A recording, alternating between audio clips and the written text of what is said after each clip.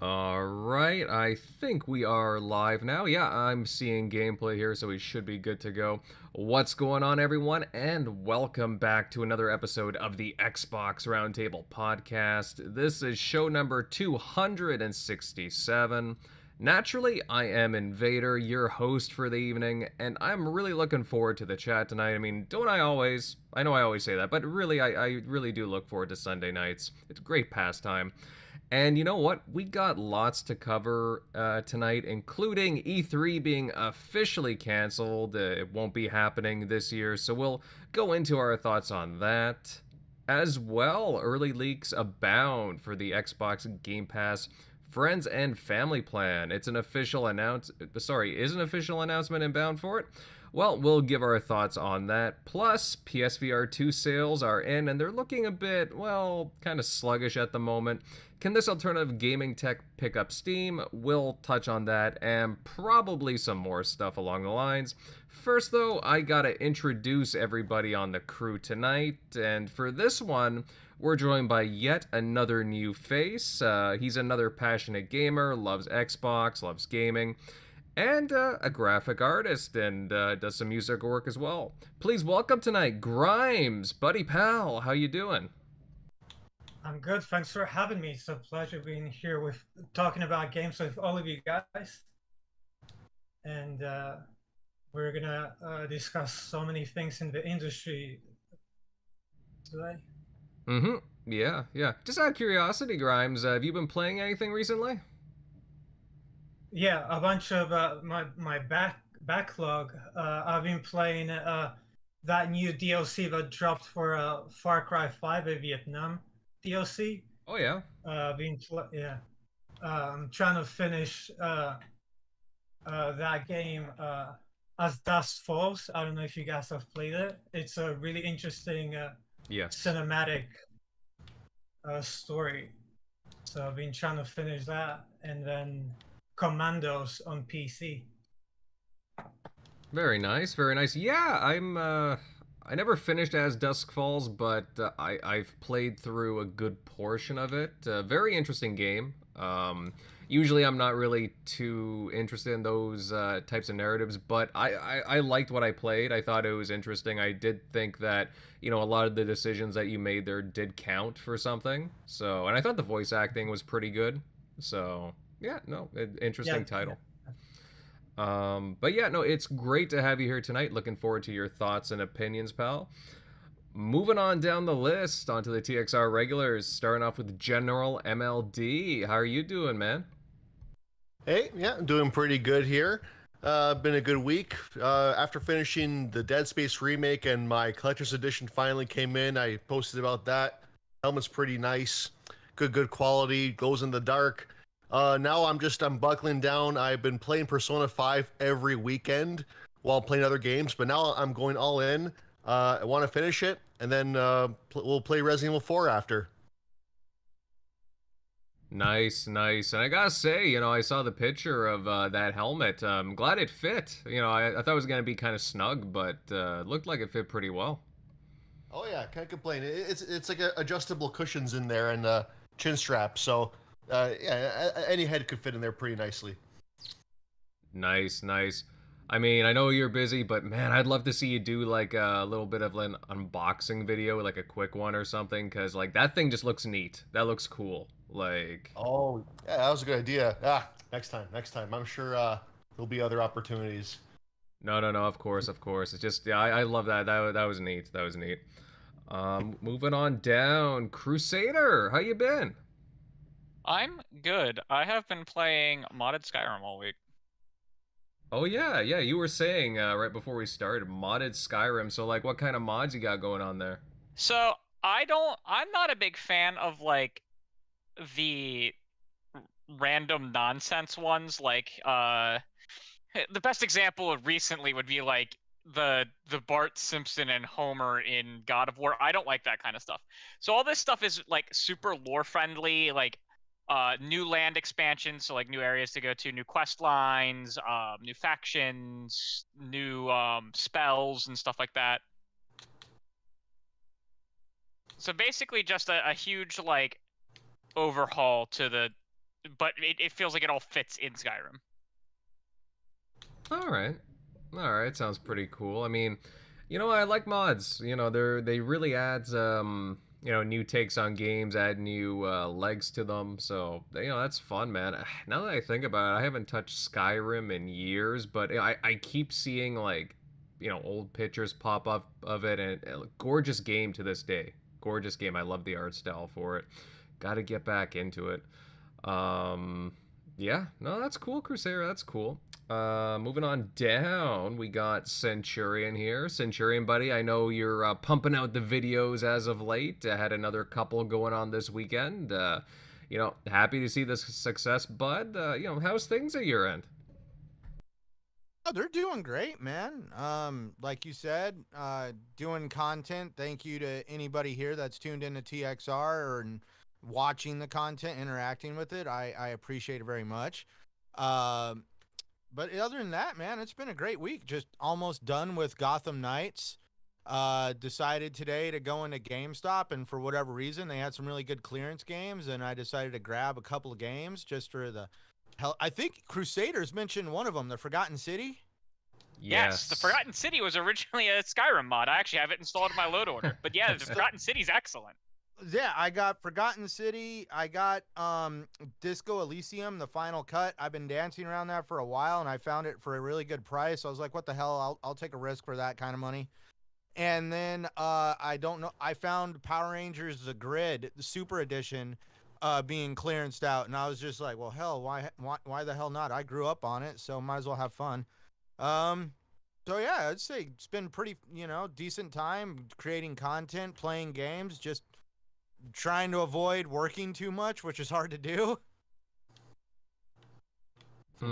Yeah, no, I hear you on that. Yeah, hey, we all got a job to do, but you know what? Hey, if you can make life a little bit more fun, creating the things that you want to, all the better, right? So. Oh yeah. Yeah. Again, the whole thing with. Oh no, sorry. Just the Huh? whole thing with content creation is, don't look at it as a job. Just look at it as, like a pastime, a hobby, and then Oh no, right? I don't look at that. No, I find it absolutely relaxing to throw on some headphones and start photoshopping Jim Ryan out of something. For me, it's no, I'm talking about my actual personal job in real life. I mean, like they actually called me the other night in the middle of the night to have a discussion. I'm trying to definitely manage that whole work-life balance, and dude, that is so hard, especially in today's world, at least especially here in America, where like sometimes you feel married to your job. Yeah. Yeah, no, I totally understand that, man. Even here in Canada, we have the same thing, so I get it. I totally get it, but I think you've got it worse than me, because you've got a lot of personal planning going on right now, like we just chatted about the other night, and like, I mean, holy cow, dude! Like, kudos to you to be able to still do the show, do your job, and plan all of that stuff, dude. Man, you are like a busybody. I like to busy, but at the same time, I'm doing things that are necessary, and at the same time fun too. I like the progress in life when it comes to all these facets, whether it be the show, other things, other life things, and so on. And hey, again, I'm not the only one on the show with things to look forward to very soon. But yeah, no, hey, there's a lot of good things, guys. To everybody tuning in, lots of good things coming for the show. Lots of good things coming. But yeah, guys, with that said, we'll get on to the first topic soon, but a quick reminder that the show is available on a wide variety of platforms and services. Audio-wise, we're available on Apple Podcasts, Audible, iHeartRadio, you name it, we're probably on it. Just check the description down below. Also, check us out on video platforms such as Rumble. I'm a big fan of it. It's growing, and I would just love to have more of a presence there. So, hey, if you're on there, we'd love to, have your sub, and just sub to us, please. It'd be great to have you part of our experience there. Now, with that said, guys, let's move into our first topic of the evening. And hey, it's not a surprise, really. This year's E3 conference, it's officially canceled, gone. Over the last few weeks, different developers and publishers have announced that they would not be attending. Obviously, because of the pandemic, the event has been hurting for the past few years, and, maybe this one has had its final nail in the coffin. I don't know, hard to say, but, can it bounce back from this? That's the big question. And I would love to get everyone's reaction to this. Obviously, E3 canceling, it's a pretty big thing, especially, when we're getting back to like normalcy, right? Grimes, pal, why don't I start off with you on this one? You can take the lead. What's your thoughts on E3 being canceled for this year? I think it was never gonna come back. It's so much more expensive to do a show like E3 with all those the companies spend close to hundreds of thousands of dollars to go to that convention when they can just do it themselves. Do a live stream. They can get all the news for themselves. No one's gonna take their thunder. And one thing that E3 messed up is when they doxed all the journalists. I think that's when. Yeah. I think that's when I personally lost confidence in them, and then obviously COVID was the final nail in the coffin. But again, it's all about cost. Why would you want to spend hundreds of thousands of dollars to an event that is going to give you some news cycle, but someone else the next hour, the next day will take all that from you when you can just do your own event, and then I don't know what else I can add. It's just I don't think it's going to come back. That's fair. I mean, you do make a good point. I mean, over the past couple of years, I mean, we have seen companies put more emphasis on their own shows, obviously. Even before, Nintendo has been doing its own thing for a while now, right?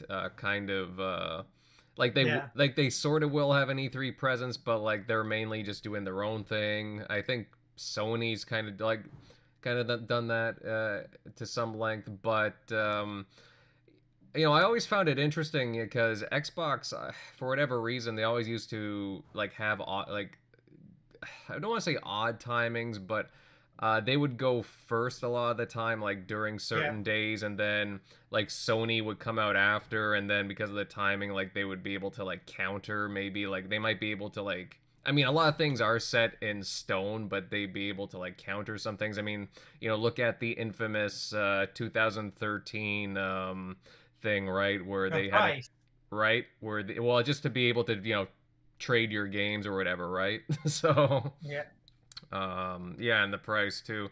So there was things like that.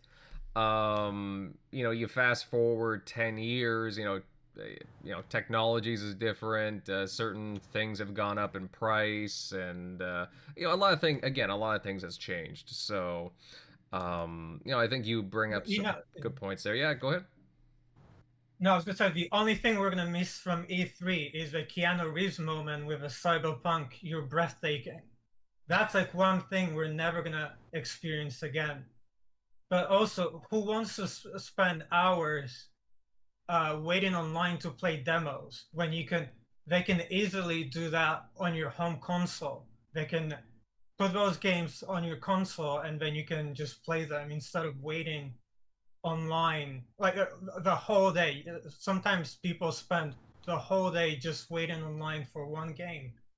Who wants to do that? Yeah, and you bring up a good point too, because the last couple of years, especially last year, I remember there was a whole bunch of indie games that Xbox had put out demos for during the summer, if I'm not mistaken. But it was kind of nice, right? Being able to try out like 15, 20, different games, that I might not have been able to before. So that was nice that way. Just the way that they promoted it. But you're right, though. I never thought about that with the demos before. Then again, I've never been to E3. But I mean, I've been to other cons, expos, where it's the same thing. You're standing in line. I remember waiting in line for like Fan Expo in Toronto for to play like Halo 4 multiplayer. Long lines like you couldn't believe. Same thing with Halo Reach and other games. I think there was a Nintendo one I waited in line for Luigi's Mansion a while back. Oh, very very long. But yeah, no, it's it does bring up a lot of questions for sure. And what alternative these companies are going to add if E3 is going away. I mean, Crusader, I would love your opinion on this. I mean, E3 being canceled, I guess it's not a shock, right? Because, again, we've seen publishers, slowly kind of bugging out of it and doing their own thing. But, like, do you think E3's gone for good now, or is it going to come back? Yeah, I think it's dead. The thing is, like, E3 is dead, but, like, if you look at like what's happening like in the first couple weeks of June, like we're still getting all the shows, right? Like, but like E3 itself is dead. I'm, what's more important, the specific named event or the actual what we get to see, right? So, I'm sad because it's a big part of gaming culture, but like I'm not broken up, if that makes sense. It's just it was E3 was bound for big changes after several publishers started dropping off starting in 2019, but COVID killed it. The digital showcases killed it. Now everyone's just kind of teaming up to kind of then like it's a subtle team up, right? Because like no one is there's no like outside of like working with Jeff Keighley, there's no real like synergies, but they're all making sure that like stuff's not happening on the same days and stuff like that. You know what I mean? Like they are all working around each other, which is nice. And I think Jeff Grubb had a list of tentative tentative shows on for his his summer game mess that he covers every year. And we know we have the 2 Xbox shows. There's the Ubisoft show. There's supposed to be an EA show. There's supposed to be a big Sony show. Here it is. So before Summer Game Fest, there's supposed to be a PlayStation showcase. Summer Game Fest is on the 8th. What he's calling Key 3's Days of Play. It's essentially, Jeff Keighley's show is June 9th and 10th. 11th is Xbox Bethesda, the Xbox Bethesda showcase from the Starfield showcase, and then June 12th is the Ubisoft Forward, and that's all we know so far. EA is probably going to have something this year, and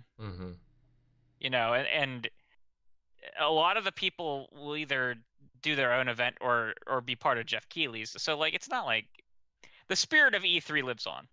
So, it's not like it died without a replacement. Yeah. Well, that's the thing, right? Following the announcement, Jeff Keighley wasted no time to state that his show is still planned. Yeah, the corpse wasn't cold.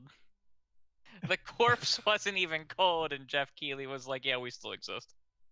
Yeah, his show is getting, like, bigger and grander. He gets, more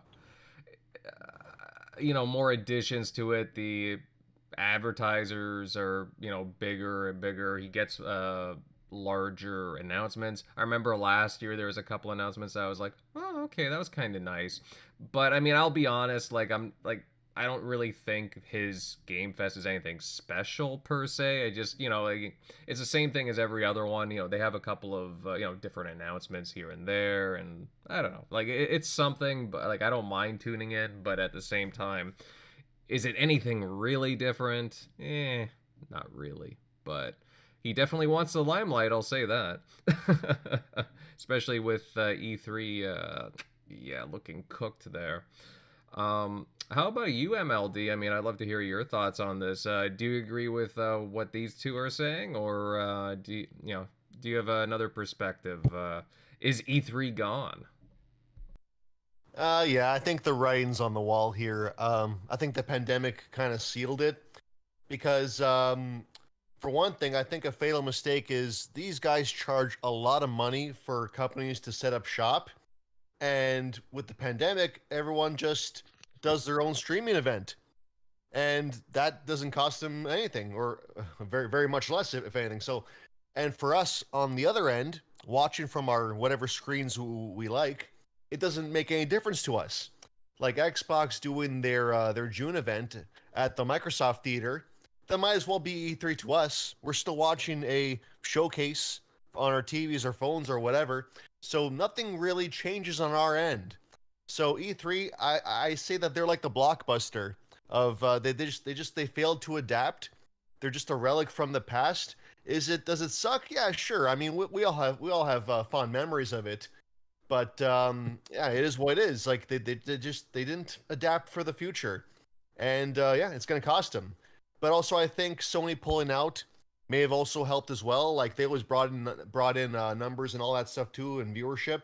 So things like that, it just became a domino effect. Like when Nintendo started doing only digital directs as well, things like that. So it's a slow death, but I think it's all but certain at this point. Now, yeah, I mean, like I said, you got Xbox. They got their own streams around the exact same weekend that E3 would happen.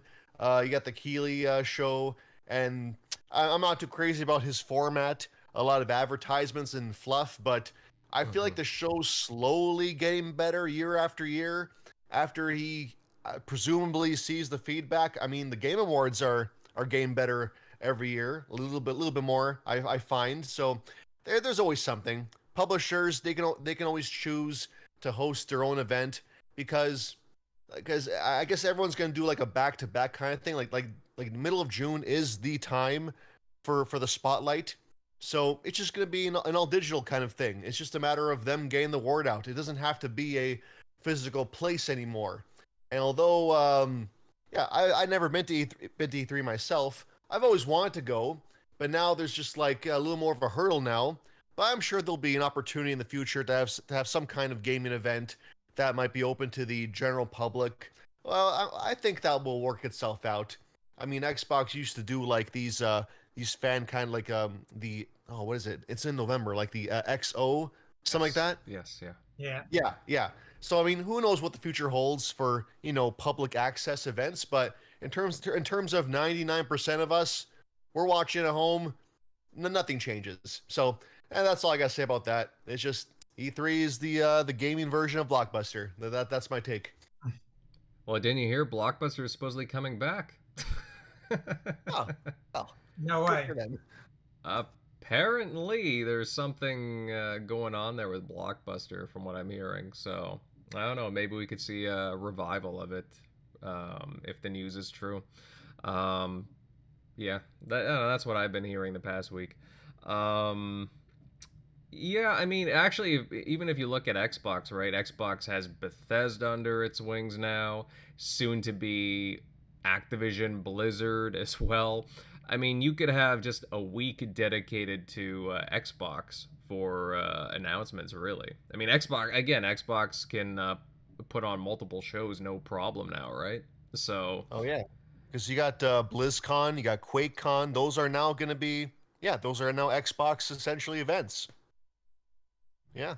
Yeah, that's right. Oh, yeah. Well, that's what's going to happen, right? I mean, QuakeCon, I think, is in August, if I'm not mistaken. Yeah.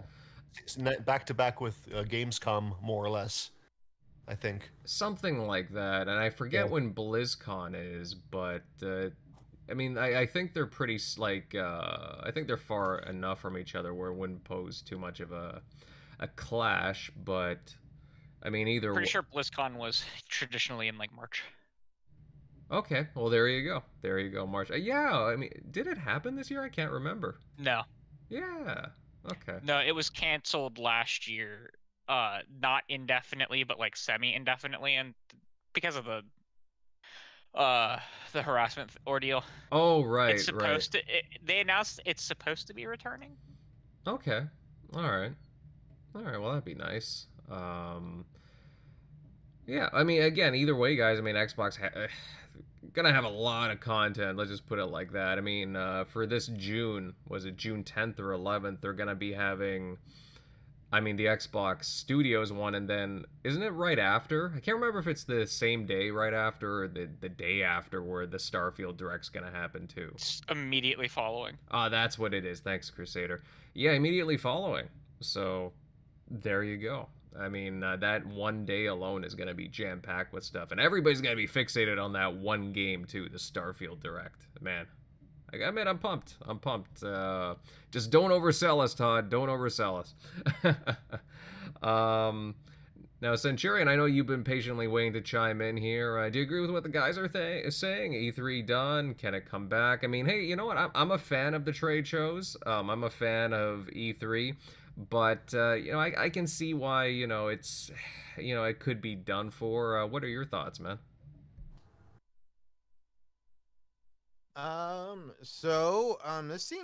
This has been a conversation that seems to take place ever since the beginning of the pandemic.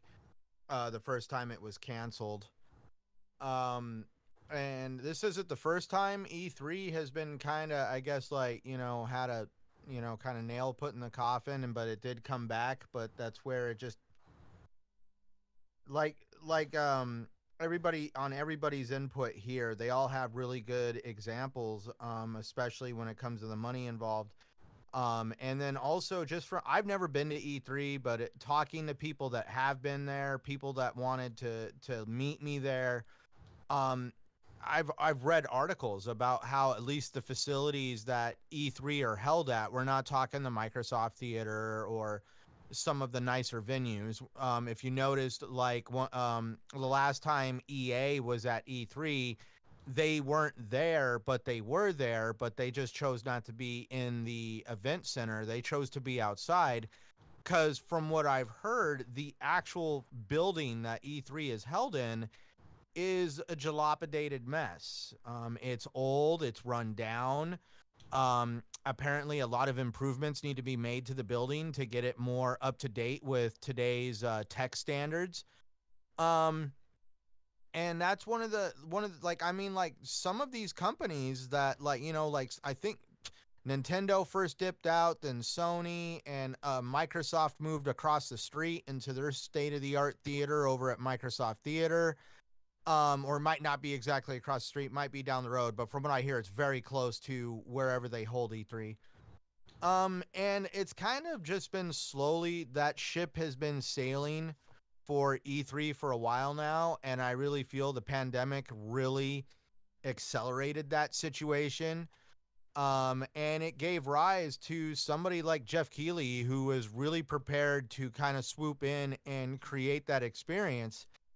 But now, in my opinion, I feel that somebody like Jeff Keighley is going to burn people out very quickly on his, like, I mean, like, we all hate tuning into the video game awards. Like, we all remember that video game award where literally it was like, hey, quit watching on what you're already watching now and get out your phone and watch with these two people on your phone. And you literally saw that advertisement 2 times every single time they would cut to a commercial break, which was like, they would cut to commercials an obscene amount of time. And we're not talking like trailers commercials, we're talking like commercials where they're trying to sell you stuff.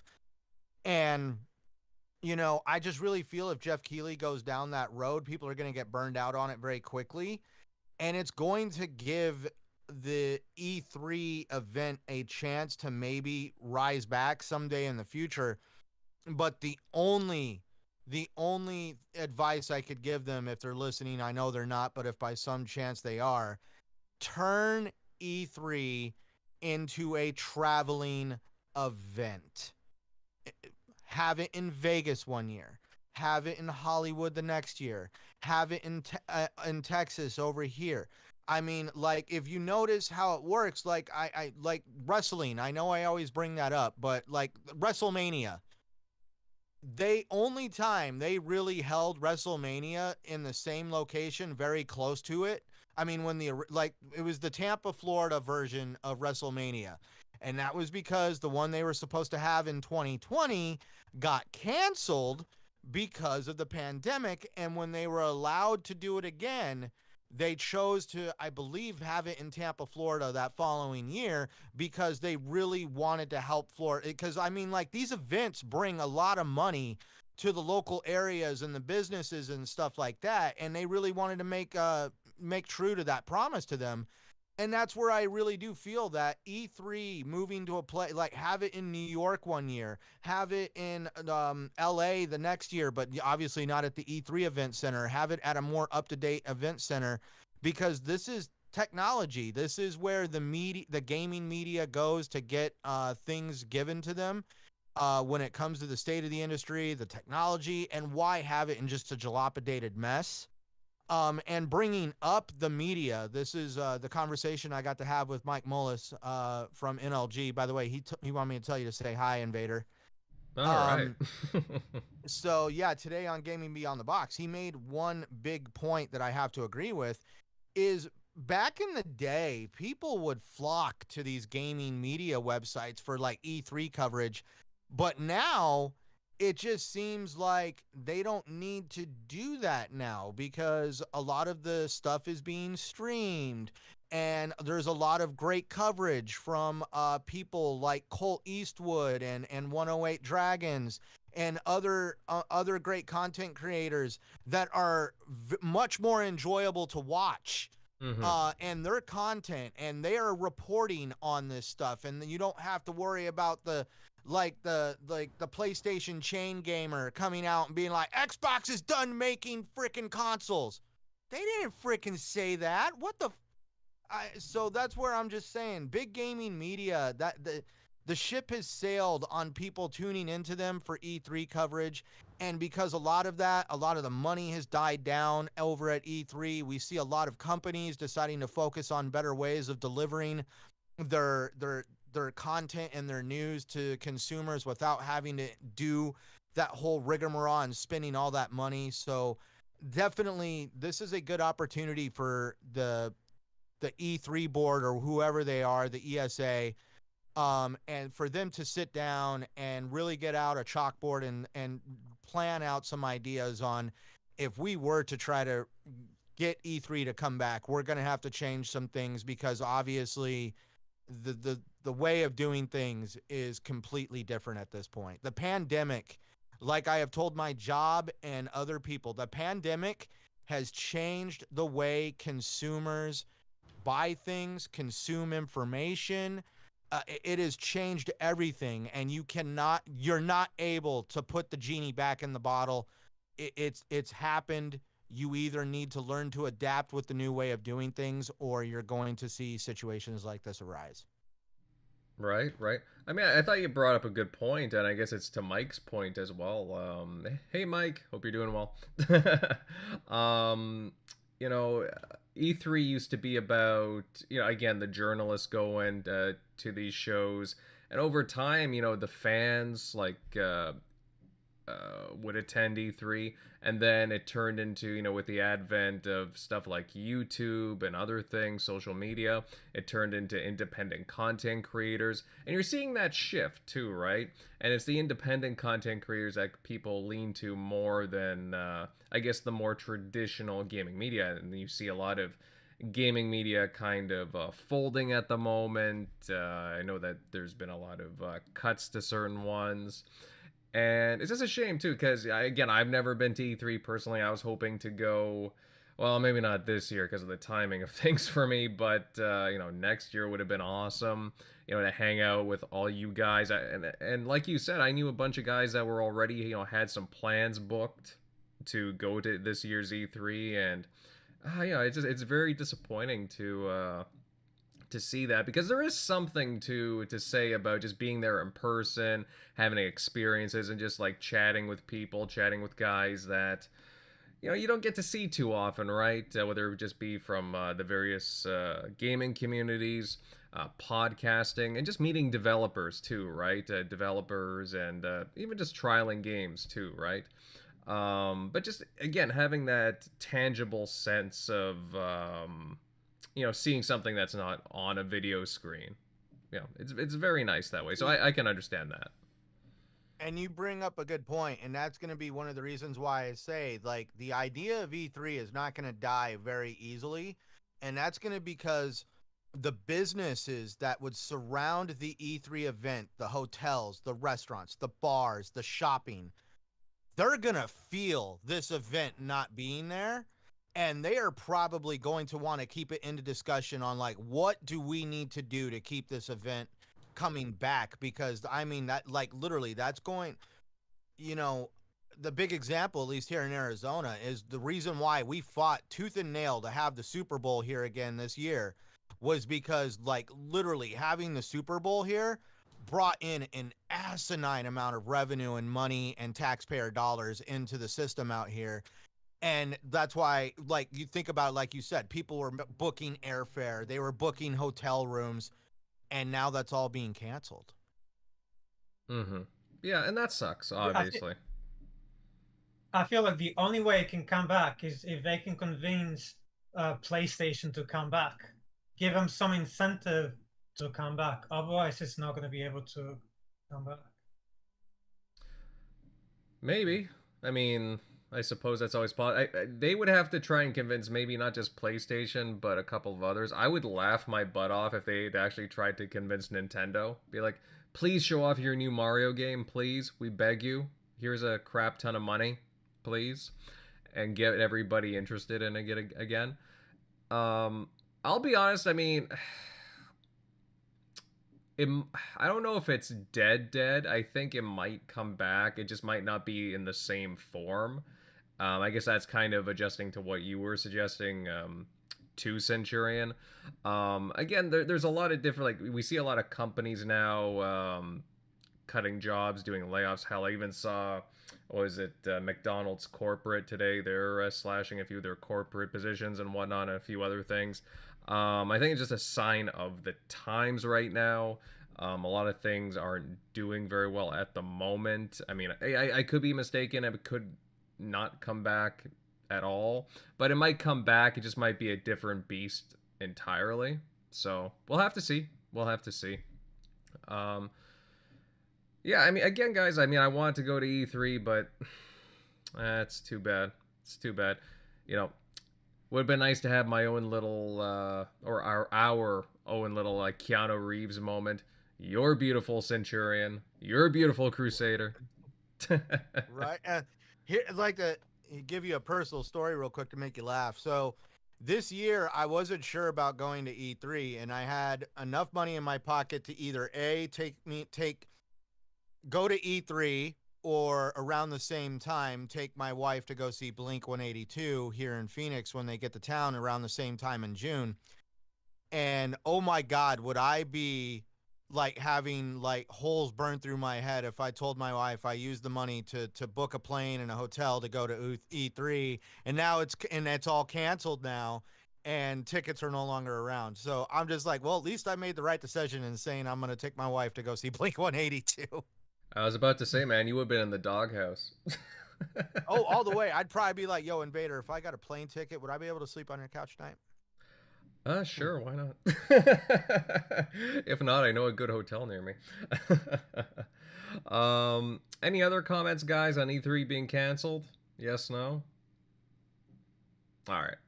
All right, guys, I think we'll move on. But guys in the chat, are you enjoying the conversation so far? Let us know. You know, what are your thoughts? Is E3 gonna come back? Maybe not. Definitely let us know. I see already a few people chiming in there. It's always great to have you here. Guys, if you haven't done so already, then please sub to the channel. Share out this show. We want to let people know that we are live now. And hey, give it a like. That helps with the algorithm. Thimber, you're asking what game is on the screen? Feels like a Paradox one. Actually, it's Deep Rock Galactic, a really awesome co-op game. I highly suggest it. I mean, you can play alone, but just a really awesome like mining shooting game, procedurally generated world, awesome game. Yeah. Very unique multiplayer experience. Yeah. No, it's awesome. I highly recommend it. Such an awesome game. I've been meaning to go back to it. There's always content going for that one. But yeah, guys. Yeah. Oh no, sorry. Go ahead. I was gonna say, yeah, it's an Embracer Group studio. Oh yeah, Ghost Ship. It's Ghost Ship is owned by Coffee Stain Publishing. Coffee Stain Publishing is part of, I forget which subsidiary under Embracer Group. THQ. It's under the THQ Nordic Hmm. subsidiary, and then that's under Embracer. Well, what's funny too is that this game, it was technically being made under Microsoft Studios. I remember this game because there was a code name for it. I think it was like Dwarkin or Dwarfkin or something, and it was being made by Press Play because they were doing like Project Knoxville and different things. They had a few different demos going at the same time. And lo and behold, when Microsoft shuttered the studio, Press Play, again, different devs went to go on and create a couple of different studios. And yeah, this one just continued with the IP. And I mean, it landed on Xbox first in game preview and whatnot. But damn, I mean, this is a good, unique game.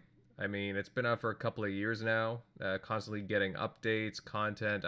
I love it. I think it's such a really cool game. You guys should check it out. But yeah, gentlemen, let's move on to some other things, shall we? And it appears as if Xbox Game Pass Friends and Family Plan may be launching soon. We've seen ads, they've been spotted for the new tier service, particularly in New Zealand from the looks of it. There's been some different pics popping up.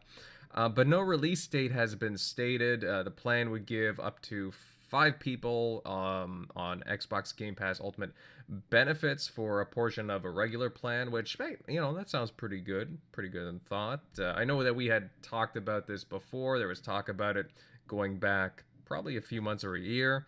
And I gotta say, I do like having more options, right? We always talk about options on this show. Now, Crusader, my friend, I can imagine you've been kind of keeping an eye or two on this one. Now, the ads, they do seem to be legit in my eye, but do you think that we'll get an official unveiling of this anytime soon? Yeah, it's bound to happen soon. I mean, it could be as soon as this week. Who can really say when exactly it'll come? It does still seem like it's within the $25 USD price range because it was $40 NZD, NSD. I can't remember. I guess NZD for New Zealand. The conversion rate's 40 to about 25-ish. So yeah, it does seem like at least more regions are going to be getting it soon. Who knows if what regions that will entail? But it does seem like more regions will be getting this soon, which is cool because if it is priced at the $25 price mark, which we've thought it was going to be, it is cheaper for 2 people to band together, even just 2, than it is to each pay separately, because it comes out to about $12.50 a month as opposed to $15 a month for Ultimate. So you're collectively saving $5, and you can collectively save as much as $10 with up to the 5 people. So I'm definitely going to be in on it. I do have a group of people already lined up to go on mine. Let me guess, Dots. Dots has to be on this. Dots is definitely one of them, yes. Hey, Dots. Yeah, he is absolutely one of them. But yeah, I'm excited for it. It's just kind of convenient and cheaper, and I think it'll be good to get more people on the service to try it because they can try it with their friends. But yeah, I'm excited for it. It was funny how people overreacted all over the place about the price. Because even at 40, it's not a terrible deal. It just means that you would need to have more than I think you'd have to go up to 4 people for it to be reasonable at that price, or it's either 3 or 4 by the math. I can't quite remember. Probably 3. 3 goes into, yeah, it's about 3 people. But they got reported all over, and then it was from New Zealand, and then people freaked out because they didn't check. But it's not easy to check because the whole thing wasn't popping up for everyone, because it was just popping up in for only a handful of people in specific regions. I believe there was more than just New Zealand, but the user that it all started with was New Zealand, and it was just a mess of people being mad who shouldn't have been mad about something that wasn't concretely handed out, and it was just like essentially speculation because it showed up on the, or not speculation, it was essentially just unconfirmed, or not unconfirmed, it was essentially just a leak, an unofficial leak. So like it's, I thought people getting mad about it in either direction were just kind of being silly. Yeah, that's not to interrupt, but like that was kind of my whole reaction to the thing was like, at first I was like, well, let's wait for confirmation, but then people were just getting really emotional over just seeing this ad, and I was just like, I don't know. I mean, it seems like a pretty good deal. I mean, we don't have the official statement or price, but I mean, if you do the US conversion, it seems pretty good. Again, yeah, well, and people were upset that like, because we didn't know that it wasn't USD at first. And they were getting upset about that, and it's like, okay, I mean, I get it, but like it was an American user who put the tweet out, and they forgot that they had switched their region to New Zealand for Resident Evil 4. And it's not something that could be easily researched by a news site, because it was not coming up for everyone. It was only coming up for a handful of people. Some of the sources, some of the sites did eventually update their sites, which was good. Anyone who didn't update your site, that's kind of poor. But like, it's not something that a company could or a reporting agency could easily go out and confirm, because it showed up on a storefront. This happens all the time on Xbox, where a handful of users get something weird to show up on their storefront that no one else will see. It's happened to me before, and I've written things about it, and it ended up I was one of like a very select handful of people who got all of the Ubisoft Assassin's Creed anniversary icons to show up for the games that were getting updates. And so like I was covering that, I remember, and that was really cool, but like I was one of a few people who could actually like show off that there was something weird going on. So like I can't be mad at like any party involved here. Like, just don't. It's not worth it. It's not worth it at all. Yeah, I don't know. That's the thing when you have social media and you see some of the circus that goes on. It's like, okay, you see something pop up, but it's like, my first thing is, okay, is this newsworthy? And then I read through it like, well, I mean, it is news, but is it something to get really excited over? We'll see. Until we get the official. Well, it looks pretty official to me, but hopefully they come out with something in the next week or so. Grimes, pal. I mean, I'm curious in your take here. Obviously we had this like early leak, this early showing of this ad here. What do you think? I mean, we saw the the US conversion rate for this. It could be $25 from the looks of things for like a family plan for Game Pass Ultimate. I don't know, do you think it's a good deal? Absolutely. I mean, just like Crusader said, even at $40, if you divide it by 5, it's $8. But 25, I mean, and who doesn't want to save money on games? Who wants to pay more for anything? I think if you were doing a 25 divided by 5, it's $5 per person. And of course, I already have 5 friends lined up to take advantage of that. Nice. You must have some pretty reliable friends. Well, that's up to the debate, but we already have them lined up, so we're gonna take advantage of that. But again, it's who wants to pay more for anything, and the people getting upset are probably the same people that like to pay $70 for games. Yeah, no, and again, there is something to say like for actually buying the game. Like, I do understand people, like, again, I'm a physical guy. I like owning certain games as well, so I get that. But I mean, like you said, who doesn't like wanting access to a whole crap ton of games, right? For what would you say, like $7-8 potentially, right? If Oh, you have five guys. if it's a $40 one, which you still save money, I think it's $8 per person. While Hmm. if it's 25, it's and you have 5 people, it's 5 per person. Hmm. No, that's still. I mean, that's a heck of a deal. I'll say that. I mean, I assume all of us have Ultimate, so it's like 15 a month right now. Actually, that's a good So question. Does everyone here have Xbox Game Pass Ultimate? Hmm. Yep. Yeah, I guess so. Okay, Yep. that was quick. Well, because there's no reason to have, if you play multiplayer games and you and you use Game Pass, there's no reason to just not have Game Pass Ultimate, because it's literally the price of gold plus the price of Game Pass. yeah. Like that, it's as easy as that. Like you know what I mean? Like, so I would expect if everyone on this panel had Game Pass, just knowing how each of us plays, that we would all have Ultimate. You know, like it's regular, like the regular Game Pass is in a weird place where like the multiplayer is just you can't play the multiplayer on some of the games, and that's weird. It's such a weird thing because on PC you don't have to pay for a multiplayer, but on Yeah. Xbox you've got that console tax, and I really hope they Me too. stop using it. Yeah, me too.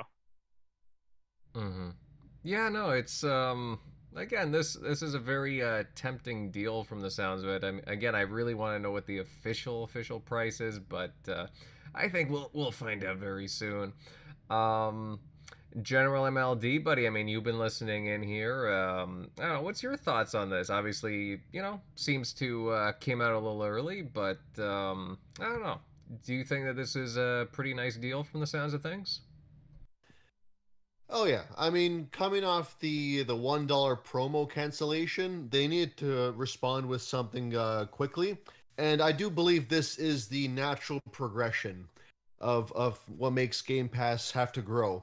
Now, there's a lot of fake concern, from the typical camp online when the $1 promo went away, and then when the $40 thing made its rounds, everyone pounced on it with even more fake concern. But even if that New Zealand pricing was American, it's still a good deal if you get 5 people in on it. Now, whether it's friends or family, that's completely up to you. And if you don't have that many people, the solo deal is still, in my opinion, the best deal in gaming. So I don't really see an issue here either way. But if it is 25 US dollars, fantastic, even better. Like I know a few people myself that will that will take me up on the offer, because the beauty part about this is that it's free marketing. Xbox doesn't have to do a damn thing. It is within the gamer's interest to get the word out, do the word of mouth, because the more they get in, the more they talk to people, the more they personally will save, and the more the people they talk to will save. So everyone wins all around. And if people think, well, they'll end up paying $5 a month, Microsoft, they're thinking long term. You're getting long term subscribers, and that's just a foot in the door. Like, people will buy microtransactions. They'll still buy games outright whenever the occasion comes up. Like, people being locked in for a long time, and you like gain money from the other people in on the plan. That's what Microsoft really wants. So this is a good, much better than the $1 promo. Like, I can imagine they wouldn't like people abusing, say, Starfield's release by sign up for the $1 promo, beating the game, and then unsubbing. Like, I'm pretty sure at this point, the people that were abusing the $1 deal, I think they were doing just that. Just subbing when they wanted to play a game, and then unsub just as fast. And I see people brag about that online. Whereas this, the family plan, it kind of incentivizes people to be locked in the plan, because if one gets out, everyone else kind of pays more. So maybe a little bit of friend and family guilt sets in there too. So you don't want to screw over your other friends by making them pay a little bit more. I don't know. I'm just speculating, but I definitely think it's the next step to get where Game Pass needs to be, and it's by far the best deal out there. No one else is even touching this. So yeah, I think there was also rumors about Ubisoft Plus finally coming to Xbox. I'm hoping that will also show its head sooner rather than later. I mean, they promised that last year. Haven't seen that, and there's kind of rumblings about it now. So I hope that comes along around the same time. Best case scenario, I personally don't think it will happen. But best case scenario, it'll be like an EA Play kind of situation. Maybe they might, change up the tiers of Game Pass overall in the summer. Who knows? But yeah, definitely exciting times ahead if you're a Game Pass subscriber. Yeah, I mean, it's funny you mentioned that, MLD, because yeah, there is more talk about Ubisoft Plus coming to Game Pass soon. There's a supposed leak. Yeah, somebody on social media I saw it was stating that Ubisoft Plus is supposedly going to launch mid-April. I mean, might be a good time for it. Why not? But supposedly it's going to have 63 games and access to some DLC items as well. I mean, if that's the case, damn, I mean, that's a lot of content to be combined into Game Pass already. Well, did they leak that it was coming to Game Pass or that it was just coming to Xbox? My understanding was it was Game Pass, but okay, because the original announcement had nothing to do with Game Pass, so that would be big. Yeah, the original one was just Xbox, but I don't know if something new has come up. Maybe. Actually, that's a good question. I didn't see that this week. I was pretty sure it was Game Pass. I mean, that would be pretty. Yeah, I mean, it would be pretty. I could have sworn it was. I don't think it was stated. Maybe like a Ubisoft Lite kind of thing, where it was just their older titles and not like necessarily the new ones. Well, I mean, chat. Not like Ubisoft Plus. Yeah, chat, correct me on that, please. I mean, all right, them were stating that Xbox, not Game Pass. Okay, all right, that's fine. That's fine. But still, I mean, we're still waiting for it to come to Xbox, just in general, anyway. So, I mean, if it does drop, that would always be nice. Although, I mean, I wouldn't be surprised if Xbox cut a deal to. I mean, EA can't be the only one. Right, they have to have like a couple of others coming, and I could see Ubisoft kind of cutting, Xbox cutting a deal with them. I mean, Ubisoft's not exactly looking great these days, so I could see them doing a deal together for I don't want to say on the cheap, but you know what I mean. I could see something coalescing there. I could also see like an upgrade path. You know what I mean? Like, if you're a Game Pass member, you can get Ubisoft Plus for like $5 a month instead of the 15. Yeah, because Ubisoft Plus is usually like $15. Yeah, I wouldn't mind that. Centurion Pal. Also, oh, sorry. Go ahead, Sid Grimes. Yeah.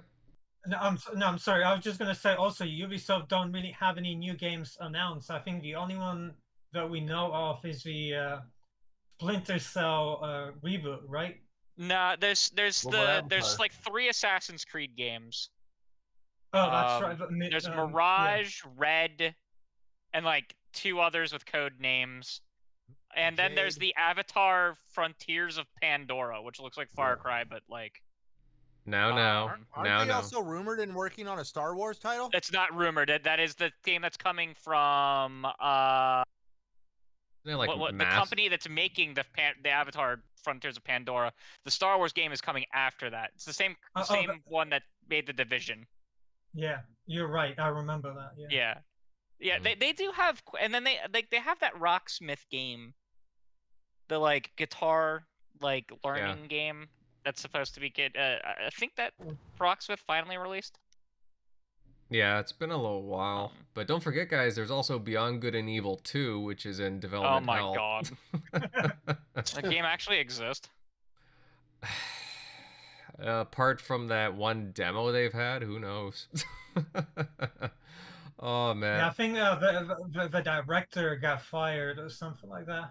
The game has to exist because it took, I think, the Guinness Book of World Records for the longest game in production. Cool, man. Is it actually now? Forever?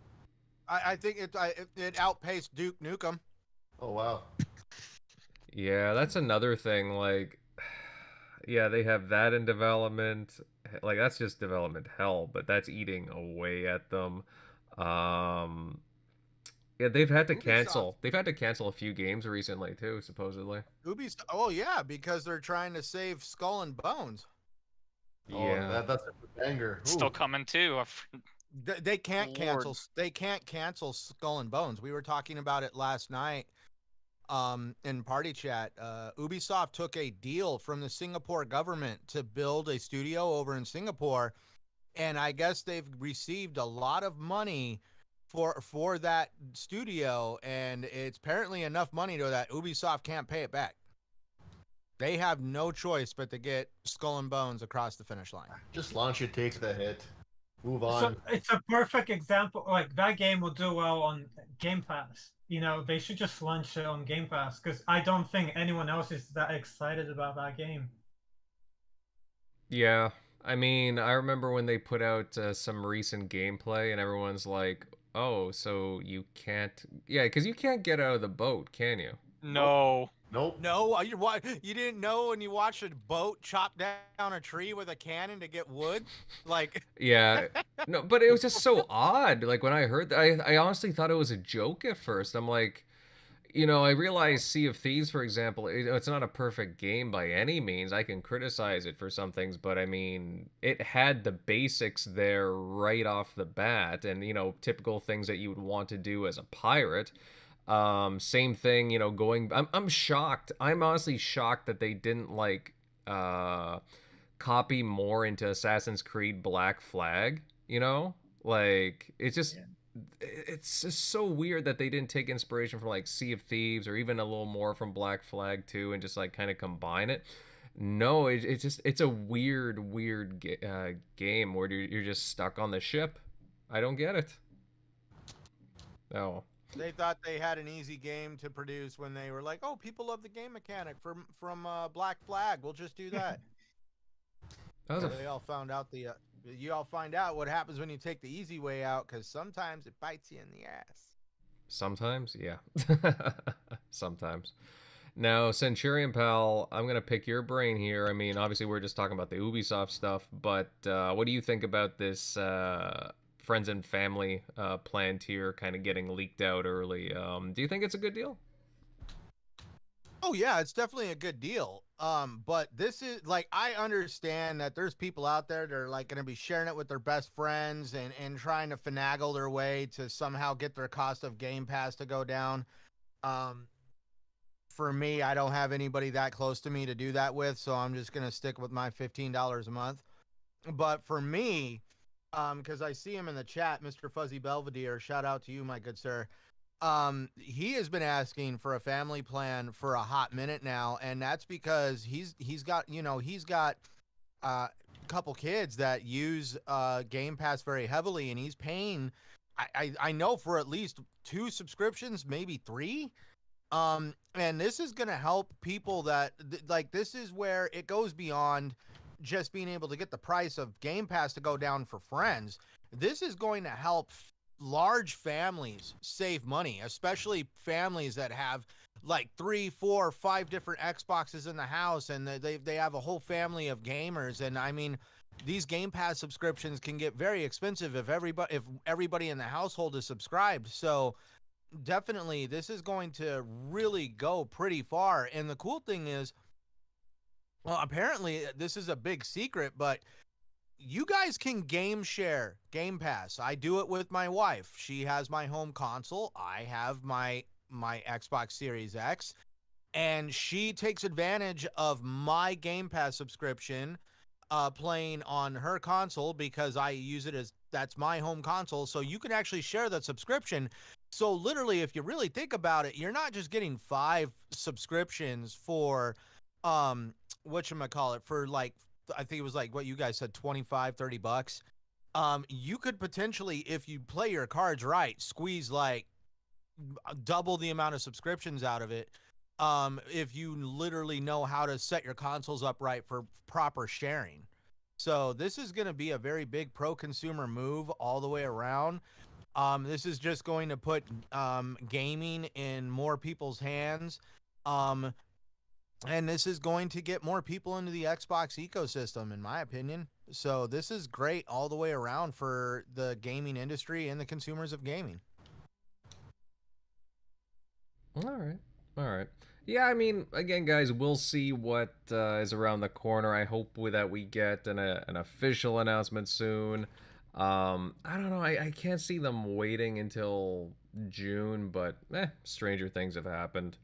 Hopefully we get an announcement, again in the near future, maybe the next week, 2 weeks, something like that. But time will tell. Time will tell. I think from the sounds of it that a lot of people will be interested in it just for the reasons that were said during the last 20 minutes or so. But again, I really do like that Xbox has all these ideas with their tiers and their services. Again, I do like all the options. I'm a big fan of the options. Guys, any more thoughts before we kind of move on here? Yes, no? All right. All right, guys. And to all of you in the chat, if you're enjoying our ramblings, please, hey, smash that like button. It really helps out. And share out the show because we want more people here. We want to see more bodies in the chat, chatting away there, arguing, fanboying away. No, of course, I'm just kidding. I'm just kidding. No fanboying going on there, guys. Actually, it's a great chat. I'm enjoying Fuzzy there, Jim Ryan, Mike, all you guys. Hey, Thimber. You guys are having a great chat. But yeah, guys, why don't we move on to our last topic? And we got a bit of news for the night that deals with some PlayStation talk, actually, specifically the PSVR2 headsets. Now, according to a recent report from Bloomberg, the peripheral has sold around 270,000 headsets from late February to the end of March, suggesting a little bit of a sluggish start for it. Now, Centurion, my friend, my very, very good friend, what do you think of these sales reports? I know in one of your videos recently you were talking about it, I believe. Sony sounds like they're confident going forward, but can this headset kind of gain traction in this current economic climate, do you think? I'm glad you bring up the economic climate because, yeah, I mean, let's face it.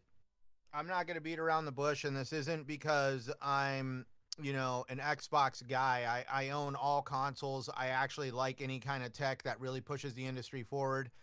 But you alluded to my video, and that was me saying if I was to invest in VR right now, it would not be in the PSVR2. I understand the PSVR2 does some really great things with the technology, and the price you're paying for that technology is pretty decent.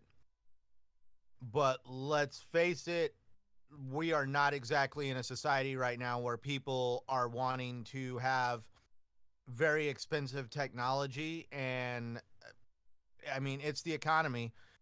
And like, it's just really hard. I'm trying to frame this without seeming like I'm bashing, but it's the fact that I don't trust PlayStation. Everybody has made jokes over the years about, Microsoft and the Windows Phone, the Zune, other canceled technology. Google has their own website referred to as the Google Graveyard, where you can go and look at all the technology that Google has canceled. And Sony cancels tech just as easily by the changing of the wind. We saw this with the PS Vita and the PSP. The PSP was an absolute success, and they tried to build on that success with the Vita. But apparently, according to Sony, they had to cancel the Vita because it was really, really difficult for them to be able to develop games on two different platforms that were very different from each other. Well, isn't that what VR is? They're two different platforms that are completely different from each other. It's two different ways of developing games. One of them is for console, the other one is for VR, which is a total different beast. We've seen their first party, they're dabbling in creating games for the PSVR 2. There was one article that came out where they really pointed out, if you're looking at the PSVR 2 for the offerings on a first party basis, you got Gran Turismo 7 and you have the Horizon Zero Dawn VR game that they came out with. And regretfully, both of these experiences are not exactly what people are clamoring for. There's much more enticing offerings on other headsets that are more flexible, like the PC headsets that you can hook up to your PC and do different things with them and have a lot more free use. Like the PSVR does not even work on a PC. So it really sucks that this technology is it's kind of like literally a gamble. We've seen the amount of money that Meta has spent in trying to keep VR relevant, and they are literally slashing people's jobs to try to somehow stem the tide of the hemorrhaging of money that's coming out of Meta. I think it was like what, $30 billion since they've tried to launch Meta, and they have basically thrown $30 billion of money into the wind trying to get Meta off of the ground. And it got to the point where the investors for Meta were very, very mad. So Mark Zuckerberg had to come up with some kind of stock buyback program so that way these investors could get their money back. But in turn, in that buyback program, they had to lay a lot of people off in November just before the holidays. And I think there was just a second round of layoffs that took place at Meta just like a few weeks ago. So it's really tragic that right now Sony has tried to push the PSVR2 out during some really troubling economic times. Now, that is not something that is their fault. And for me, in my opinion, this is my opinion here, I really see Sony pivoting and probably letting PSVR2 kind of fall to the wayside. They had to scale back their production for the PSVR2 because the demand wasn't there, and now they've also scaled back their estimates on how, like, their sales numbers are like, well, we aimed for this much, but we're gonna get this much. And I know everybody tries to say PSVR2 is fine, but for me, in my personal life and what I do for a living, when I sit there and stare at the numbers of what's taking place with PSVR2, regretfully, those numbers are troubling to me. And if this was a product that was under my control with what I do for the company I work for, we would already be having that discussion. Are we going to be in this for the long run, or do we need to really start discussing an exit strategy? Mm-hmm. I mean, lots of information there. Where to touch on? That's where I just like. That's why I kind of like. I put out a video March 8th about, I think if Sony would have stayed with the PlayStation handheld, whether it was the PSP2, the PS Vita Redux, or the PlayStation Portable, whatever they want to frickin' call it now. I think that's what the PSP actually stood for. But I'm just saying. Don't forget about the Ericsson phone as well. The PSP right? Ericsson phone. Right? Now, that's the only thing. Like, if you look at what's going on with the Steam Deck and the Nintendo Switch, if Sony would have just stayed with that handheld for one generation more, they would have had the number one handheld on the market today. 100%. You're right. Yeah, you're right about that too, right? You look at how the Steam Deck is doing, generating a lot of... I don't know how the sales of it are doing, but it's definitely got a lot of people talking. I know that. And it was on sale not long ago. I think like $40 off or something like that. Mm-hmm. Yeah, I mean, a lot of people are talking about it. That's for sure. A lot of people do seem to like it. If they would have waited a little longer, but I like some tech, right? I don't always get onto these peripherals, but in general, I mean, I do like VR personally. I'm very sympathetic to VR. I've talked about it probably a little more highly than some others on the show. Now, like Centurion, since you did a video on it, whatnot, like, I mean, from what I could tell, the launch games for the PlayStation VR, I mean, they did have a bunch of launch games, right? But I don't know if any of them were like high quality games per se, because I don't really hear a lot of people talking about them. The most number one game I hear people talking about for quality and fun is Gran Turismo 7. Yeah, and you see, that's a game that I can understand, right? Because VR in a car simulation game makes a lot of sense, right? You're able to really, have an Right. experience there. Yeah, and you know what though? We've seen that with Forza Tech. Like literally, Forza is that one game you can go to see some of the like most prettiest, greatest graphics and resolution, and even frame rates on the consoles today, at least in the Gen 9 consoles. And like that's where I'm like, I really feel like they really are just like, well, we got Gran Turismo 7, but that's why I just like, for me, if I was to buy a headset, I would be more inclined to get a device like the Oculus from Meta. And there was actually some other devices recommended to me in the comments of my video, because yeah, I just feel that obviously Meta is like head determined to keep that idea of gaming alive, where I really do feel that Sony PlayStation is not in a position to hemorrhage that kind of money. So that's where I just really feel like I'm waiting. Like, I hate to say it, but I'm waiting for that moment where you're going to see, like, it might not be this year, it may not be next year, but like, could anybody tell me, like, are we going to see PSVR2 be viable towards the end of this generation? Tough call. Tough That's call. why I say it's a tough call. But I mean, if you're going to go out and invest in VR right now, because I mean, like, let's face it, the economy is down, money is tight. And if you're going to go blow what little money you have on VR, you're going to want to buy a product that you feel there's a little bit more confidence there. See, that's the thing. I mean, because of the way things are, and I see different publishers and studios slimming down, I could personally see like a lot of the like VR stuff kind of like get put to the sidelines or canned. Personally, not everything, of course, but you know. Like, I remember when everybody was like, "Oh my God, Microsoft laid off 10,000 people. Oh my God, look, they're a horrible company." Yeah, you know what? It sucks. There is layoffs, and you know what? I really wish they could have done everything they could to get those people into different roles, doing different things, not have these layoffs. But if people really look at the facts of a lot of those layoffs, yeah, there was some layoffs in gaming, but there was waving layoffs in augmented reality, virtual reality, the HoloLens, just all forms of that style of interfacing with technology. And Microsoft literally neutered it real quick. Um, Apple has some tech that they're working on, and that hasn't been exactly shelved, but it's not like they're not putting.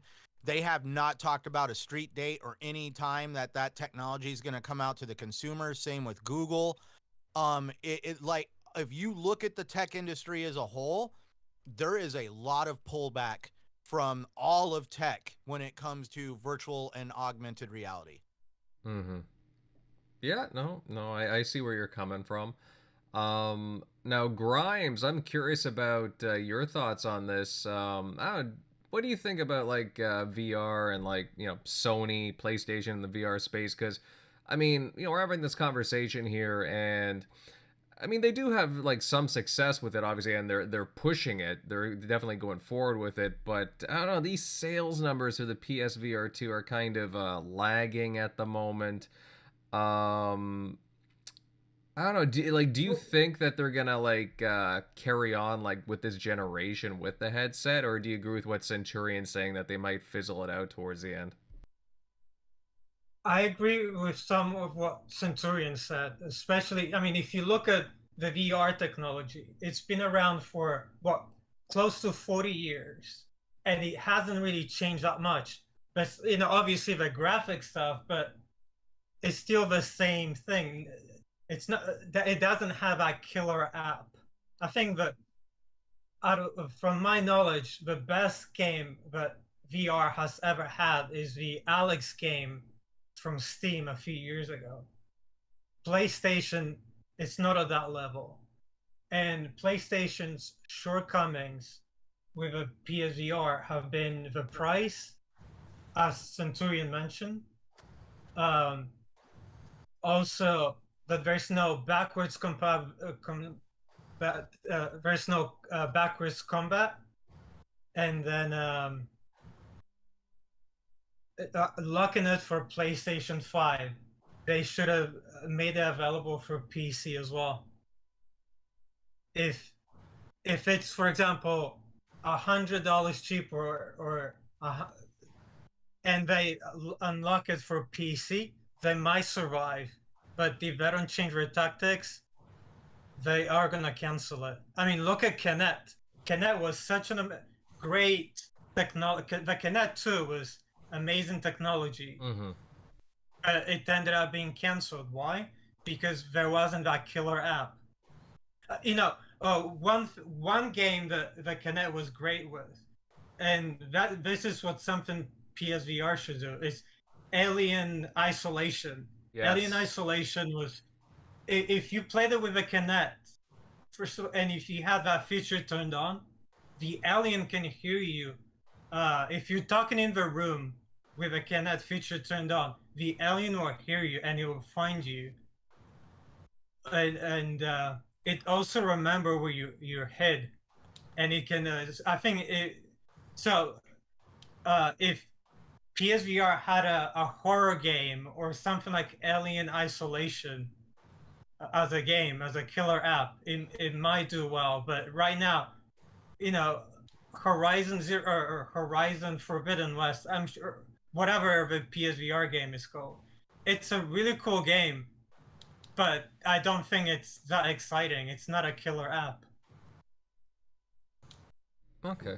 Yeah. And, yeah. No, actually, sorry, you got me thinking about Alien Isolation. Man, I love that game. Great game. I mean, I still don't understand why it reviewed so poorly. I mean, it's a cult classic, and if I remember correctly, people reviewed it, gave it a bad rating because it was a hard game to beat. But it was I felt like I was in an Alien movie. Maybe it was too long as well, but everything was so good about that game. I think I remember the AI. the Android sections the reviewers didn't like, and they say that the ending part of the game was too much of a unfair gauntlet. I don't know if I agree with that. I beat the game. I didn't see the problem.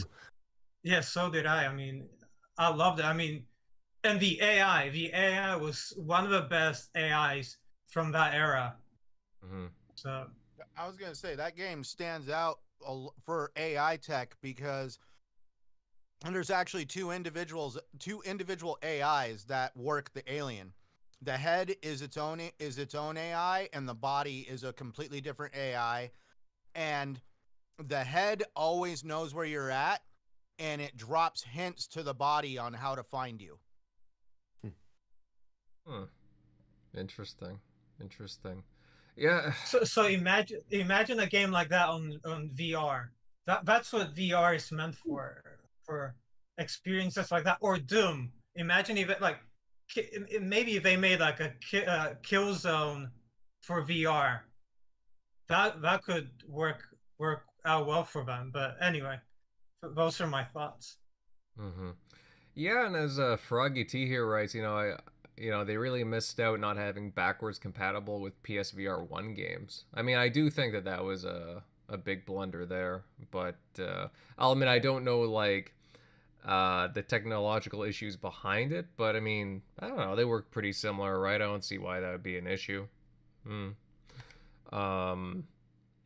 Now, Crusader. It's that whole idea of wanting to sell people upgrades. We already saw that PlayStation wants to sell people upgrades to games. We saw them try to not put out Horizon Forbidden West, and then everybody's like, wait a minute, you said we'd get a free upgrade path, and then they were like, okay, well, this will be the last game then. Mm-hmm. No, you're right. Crusader Pal, I mean, obviously you've been listening into what we've been saying, but I mean, I don't think you're huge on VR per se, but I am not. I know. I really don't care for VR, to be honest with you.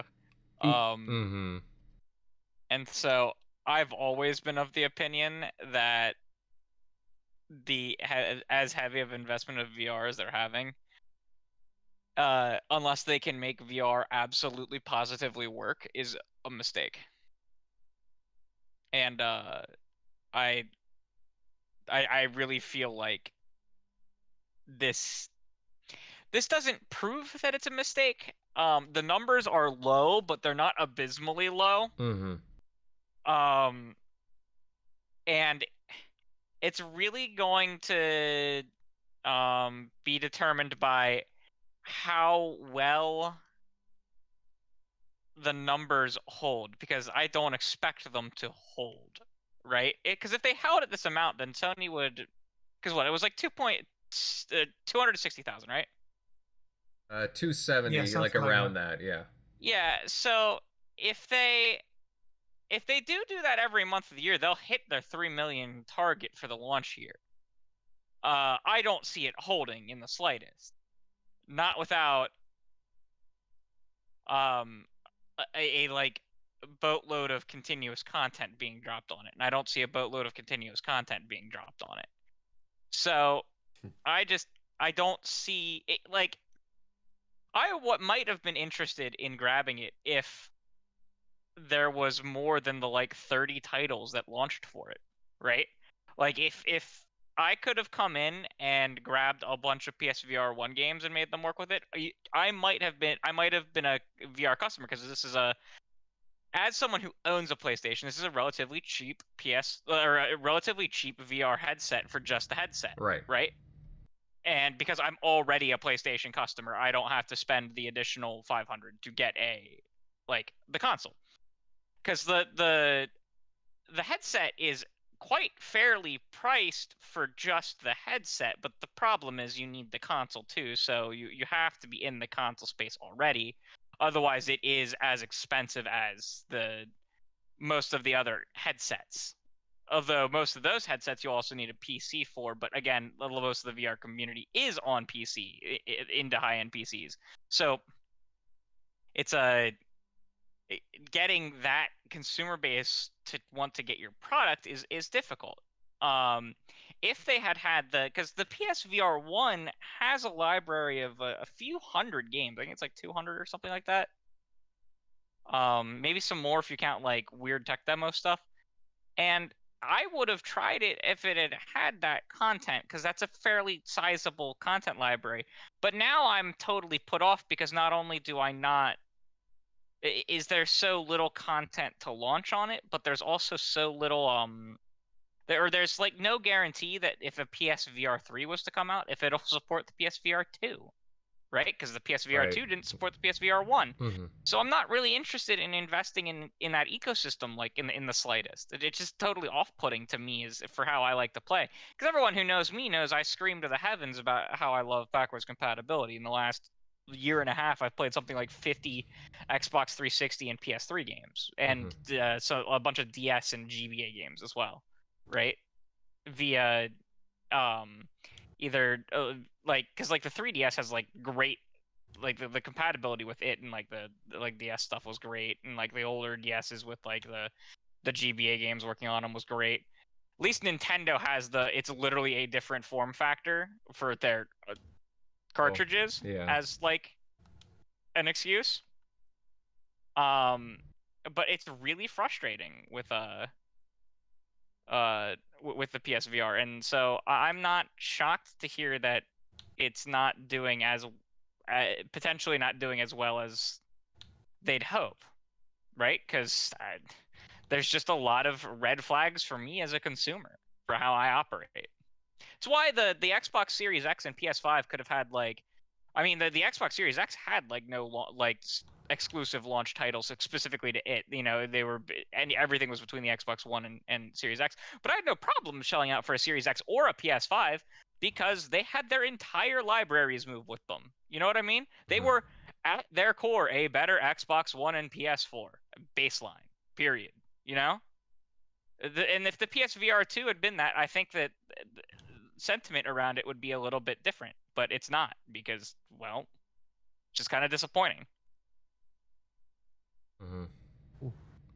Yeah, I mean, you know, the price point isn't, I mean, it is pricey. I mean, you're talking about basically the price of a console, but as far as VR goes, it's not too bad at all. It is cost effective. No, yeah, that way, yeah. And that's the thing, because like a lot of the VR headsets are 700 to 4 figures. So, it is quite competitively priced as a VR headset. It just doesn't have a library, and they all kind of need another system. The Oculus can exist without a PC, but it plays better if and it plays more if you have a PC to pair with it. Mhm. So I just don't like VR to begin with, though, so I'm kind of already biased against it. So like my opinion isn't the strongest to even consider. No, and I understand that. I understand it. Again, I don't mind. I don't mind it. I like it. I like the tech, and I think there are interesting. You can get interesting experiences because I was a guy who always defended the Kinect. I liked the Kinect games going back to the day, and even with the Xbox One, I liked having it. To be honest with you, I know it's not for everybody, but I did think it brought some new, different experiences for it. I used it a lot, to be honest, and. Yeah, to see it not carry forward, in my opinion, is disappointing. But I understand marketing reasons aside, PR nightmare and so on. But yeah, it was too bad going from the 360 to the Xbox One, and it was like night and day, unfortunately.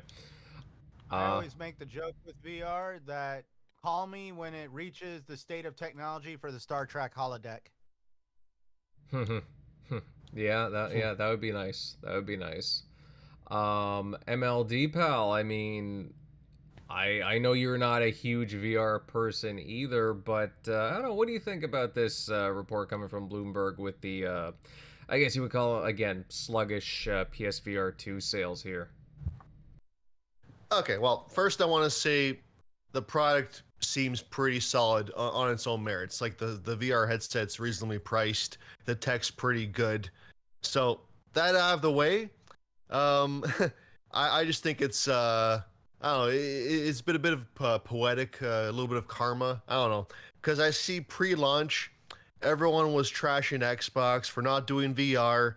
They brought up these Phil Spencer quotes, how he mentioned supporting VR in the past and how like he lied and we're not doing it anymore, that kind of thing. Now, and yet it's this thing with PSVR 2, it's now selling worse than PSVR 1. And that one sold 5 million to a 115 million PS4 install base. So that's not exactly a good start there. And their headliner, Horizon Call of the Mountain, that wasn't really the killer app that they needed, got like a 79 Metacritic, and How Long to Beat put the game at like 7 hours approximately. So it's not exactly like, no, it ain't no Half-Life Alex. That much is for sure. MLD, to give you some math real quick, when you say the PSVR 1 compared to the PS4, 1 in 20. For every 20 PS4s sold, one headset was sold. And and that was a very successful console for PlayStation. So PS5 is selling really well, but it's not even, it's like 30 million plus right now, so it's still like climbing. So PSVR 1 launched much later into the PS4 cycle, so a lot of factors going against it right now. And then people mention, well, I mean, you got Resident Evil Village, you got Gran Turismo 7. I argue those games are, people already beat them. Many already moved on. Those aren't exactly, they're nice to have, but is that like a reason to run to the store and get PSVR 2? Not really. It's more cherry on top. And then there's the bad economic timing compared to when PSVR 1 launched. That just isn't helping anything right now. This might just end up becoming like the PS Vita if Sony just abandons support. Like, they're now faced with a dilemma. Like, I know they have some of their first-party studios, maybe Pixel Opus, I think, is one of them. I don't know. They got these like first-party studios that no one really knows their names, but they're basically meant to make like VR products, right? And do they make them, dig in, keep making these games, even though they may not sell really well? Or do you just, let this thing just fade away and, hey, you swing and a miss, This thing was high risk, high reward, and it missed the mark. So, what are you going to do? I don't think there's a win scenario either way for PlayStation here. I mean, they would have to double down, triple down, and really pump out a lot of content for this thing to make it semi-viable. I mean, really overhaul the marketing, really get the word out there. Maybe then, but I just don't see it. I think Sony, they're very stubborn. They focus on the walled console garden. That's always been their first, second, and third priority. And things like VR will just, it'll be there, but it won't be their focus. So what happens in the future, how this thing will sell is anyone's guess, but I don't think it will pass PSVR 1 because, again, that thing launched with a very successful PlayStation generation, and it only managed to sell 5 million units. So take that as you will. I just want to say for people the fanboys that brought up Phil Spencer lying about VR support, good on Xbox for taking a step back and going after mobile and acquisitions instead. That is a much better use of Xbox resources and Microsoft money. These are larger, proven markets that will really bring in a return on investment and will actually benefit gamers like us. So we don't have to buy expensive peripherals. We already have phones. We have Xbox consoles. Our Game Pass subscriptions will get better. And for those who say well, I don't care about Candy Crush and things like that, hey, that's not my favorite game either. But thinking big picture, the more profit mobile brings in will fund games that we like and more Game Pass deals. That's how I see it. I don't see VR profit funding any PlayStation first-party games or any exclusive deals anytime soon. That's kind of my point here. So, yeah, I mean, what goes around comes around. A lot of fake hype going around, but now Xbox, they get the last laugh. They look smart for taking a step back and seeing this market grow on its own merits. But, focus on what matters more to Xbox gamers and what Microsoft wants to do. Mm-hmm. Well said, MLD. I will say, though, I mean, I do have to agree with Albert in the chat. I mean, really, 270,000 units within a period, well, just, over a month and a week or so. I mean, it is pretty good. That's not too bad at all. But I guess it's just in comparison to the first PSVR, I guess it's not keeping on track as it was. And I don't know, just I'm not seeing, I don't know, as much as I like the tech at the same time, I just think that with the economic times, we'll keep an eye on the track of how the thing is selling, because I'm kind of curious too.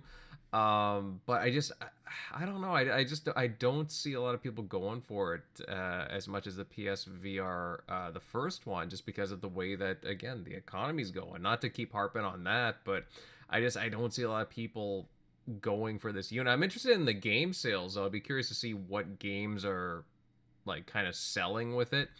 But I don't know. Just the way that things are right now, I don't see it doing as well. At least I don't see it keeping the same pace sales wise anyways. But that's me. But we'll see.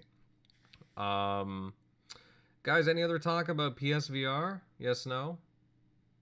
All right. We'll keep an eye on it though, guys, going forward. I know I will. Now, guys, interesting enough, this was brought up in the chat. We didn't have this as a topic, but I think it does need to be talked about. Did you guys see a listing appear for a new expansion card SSD? Yeah, it looks like Best Buy leaked it.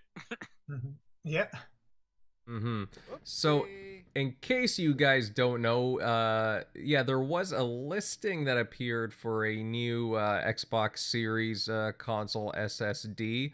It's by Western Digital. It's a black one, and I believe it costs less than the Seagate one. Yeah, the card is listed for $180 for 1 terabyte, and it's a pretty sizable discount in comparison to the over $200 Seagate one, if I'm not yeah. It's still a little bit pricey for what it is, but it's better. Yeah. Maybe we'll see even more companies now, so yeah, the price will go down even further. good news. That's the Options are dream. always nice. We might even see more like I expect this to be announced this week, probably on Monday. It seems like the listing went live early. Of course it did. Of course. Yeah, I mean, just shocked it wasn't like what is it? Walmart of Canada. Oh Walmart yeah. of Canada is usually the one that leaks gaming stuff. Yeah. Mhm.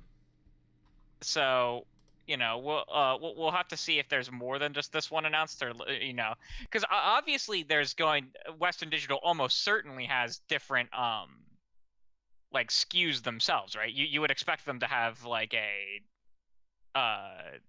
small like the half a terabyte and the 2 terabyte one, right? Right. Yeah. So we'll have to wait and see if they have those. There could also be other companies announced alongside this. It might not just be Western Digital. That's one of the reasons why I didn't bring it up before the show to talk about, because there's just not enough information about it yet, because obviously it wasn't meant to be a thing, and I don't think they've commented on it publicly yet still. No, I don't think so. I don't think so. But again, like, it's a good sign though, because, like, oh yeah, it's very good. I mean, actually, I'd argue it took too long because it's been Yes. 2 years or over 2 years now since the launch of. I hear a lot of people say that, but regretfully, you can't have patent infringement. It's a good way to get sued in the United States. If Seagate, what do you mean? Why patent infringement? If Seagate owned the patent on that chip and they were the only ones that were allowed to manufacture it, well, they you got don't. the Microsoft licensed it to them for a year. But you have the contract in front of you that shows that Seagate didn't put it in the contract that if anybody else manufactured one that they would get sued. Yes, but that's Microsoft's fault because they signed a contract like that. That's not. It took too long. Regardless of how the contract was signed, it was a stupid ass contract. Mm-hmm. Well, we don't know what was involved in creating the velocity architecture, and probably, you never know, that Seagate probably helped get some of that velocity architecture across the finish line with the NVMe and the consoles. And sometimes that's how engineering and technology works. It's not even that sophisticated of a NVMe though. And it's it's I'll not be honest. Though. Like as someone who knows how to tear those things apart, it's not. But it goes down to coding and stuff like that, and I'm just saying, like, I'm not there, and literally, man, in my industry, I have seen somebody sue somebody over making their handle the same freaking color. Sure, and I get that. The problem is Microsoft, because this isn't the special type of connector it uses is a proprietary thing that Microsoft is licensing from some other third party, and I can't remember what they're called. I thought this was going to be a good idea going into the generation to have these hot swappable cards, and honestly, the fact that they didn't just use a standard NVMe that you can just plug in is actually ridiculous. Because they're still cheaper than this and they're faster. Is there really that much of a difference? Yes, significantly. How would you design the console to be opened up to put it on the board? Listen, I have put mine into PlayStation, so I can tell you that it's possible. But you also have a Bachelor of Arts in computer science. You just push it in. If you can put a thing into a Nintendo Switch, a cartridge into a Nintendo Switch, you can put this into a PlayStation. Dude, it is a screw. I know you are overestimating a lot of people, because I mean, like, dude, like, there's some people that can't even get through a freaking McDonald's drive-through line without creating a complicated Listen, I was on this side until like we're this far into the generation. It's ridiculous. It is the most over-analyzed piece of nonsense I've ever seen. They should have gone with a PCIe 4 NVMe. I'm not saying I wasn't totally keen on the idea of going back to like the PS2 era memory cards, where we all remember that, where you had to like freaking put memory cards in your damn console just to save your game. But I mean, like at the same time though, I still stand by because of what I do for a living and the people I have to deal with, because I deal with a lot of consumers every single day. And I'm telling you right now, the average consumer does not want to tear open their console. You can try to tell me that all day long, but I can't even get motherfuckers to change a tire. Listen, then you can just make it a simple little hatch on the back of the console that you unscrew. That's like Yeah. just a square the length of it. To be It's not a rocket science of engineering. To be fair, I completely agree with you. I completely agree with you, but I mean, you should see some of the things people ask me to do every single day, because I mean, like, dude, there is some really stuck up people out there that really feel that they don't need to lift a finger to do anything. Trust me, I get it. I work at IT call desk. I take phone calls and have to guide people through to fix their computer problems for a living every day. If I may chime in, guys, I like honestly what I think it is too is that the Xbox was designed better because all you have to do is just plug it in from the back. So I do understand like your point 100% Centurion, because it's like you actually have to like pop it open and then like, oh, where do you put it? I mean, it does look easy enough, but at the same time, it's like I do understand your points, like, oh, you just, tap it in, whatever. Some people might not, be like, again, that tech savvy. I get it. Even just like popping something and opening up the top, I get it. But at the same time, if it was like actually building a computer, I'd understand. Yeah. Where stuff is specific, but you just buy the damn thing that's flagged as a PlayStation 5 thing on their website. You slot it in like you're slotting in a Nintendo Switch game cartridge. That's PlayStation actually created a very complicated situation. Like, I have to laugh when people were like, people can't tell the difference between the Xbox One, the Xbox One X, the Xbox Series S, the Xbox Series S. They're going to get confused. Consumers are going to get confused. But if you try to tell a consumer right now, tell me off the top of your head which NVMe chip is going to work in the PS2. Oh, and by the way, does it come with a heat sink? Does it not come with a heat sink? Which compatible heat sinks can you put on the chip? What chip fits in the slot? Because in my opinion, Sony misdesigned the slot because it's too damn small, which is why you actually have to be careful what chips you get, because they won't even fit. That's why I made a spoof video over a year ago that I said PlayStation was going to make a deal with Dremel so you could carve open the top of the freaking console so you can make a chip fit in there.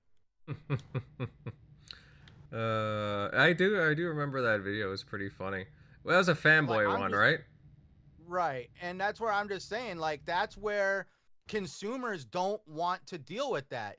If they wanted to make it easy, they should have made a bay for that chip that was extremely universal and not very limiting on literally needing, like, and the thing is, what really sucks is you are a very smart, talented individual, but some of these cheeseball guys that work at these tech stores like Best Buy, they probably couldn't even tell me which chip I'm going to need to put in that console. They would just I would not trust a Best Buy employee to guide me in the right direction in making sure that I am buying the right NVMe 2.0 chip to put in my PlayStation 5.